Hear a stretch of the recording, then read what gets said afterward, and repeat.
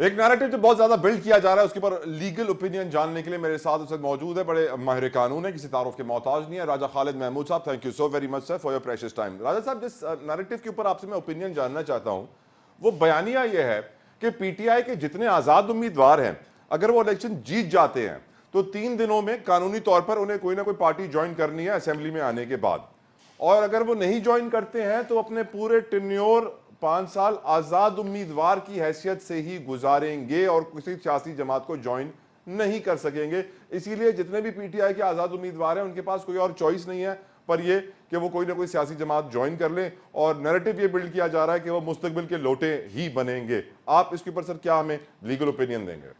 जी देखिए, ये election rules है 2017 के, जो इलेक्शन एक्ट है हमारा 2017 का, उसके अंडर रूल्स बनाए गए। तो इसका रूल है 92, उसका सब रूल है 6। वो ये कहता है कि अगर कोई उम्मीदवार आजाद जीतता है तो 3 दिन के अंदर उसे कोई ना कोई पॉलिटिकल पार्टी ज्वाइन करना होगी, और अगर वो ज्वाइन नहीं करते तो आगे वजात आती है, मुख्तलिफ जजमेंट्स में भी ये बात आई, तो फिर वो आजाद रहेंगे।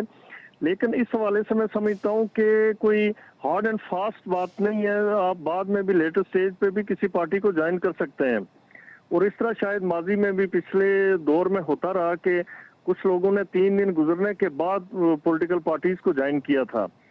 तो ये जो लोटू वाली बात है, तो इस तरह तो होता है पाकिस्तान में कि जो आज़ाद जीतता है वो जहाँ से ज़्यादा अच्छी कीमत लगती है तो उसी तरफ जाता है, जहाँ उसे कोई वजारत की पेशकश हो, पैसों की पेशकश हो, या और किसी तरह की कोई ल्यूक्रेटिव किस्म की पेशकश हो, तो वो फिर उस पॉलिटिकल पार्टी को ज्वाइन कर लेते हैं। ये बदकिस्मती है हमारी कि लोग अपने वोटर्स का ख्याल किए बगैर जब असेंबली में पहुंचते हैं, जब पार्लियामेंट के अंदर पहुंचते हैं, तो वो सिर्फ अपनी आसूदगी देखते हैं, अपनी आसाइश देखते हैं, अपनी मराद देखते हैं, और अपने खानदान के लिए आसानियां देखते हैं।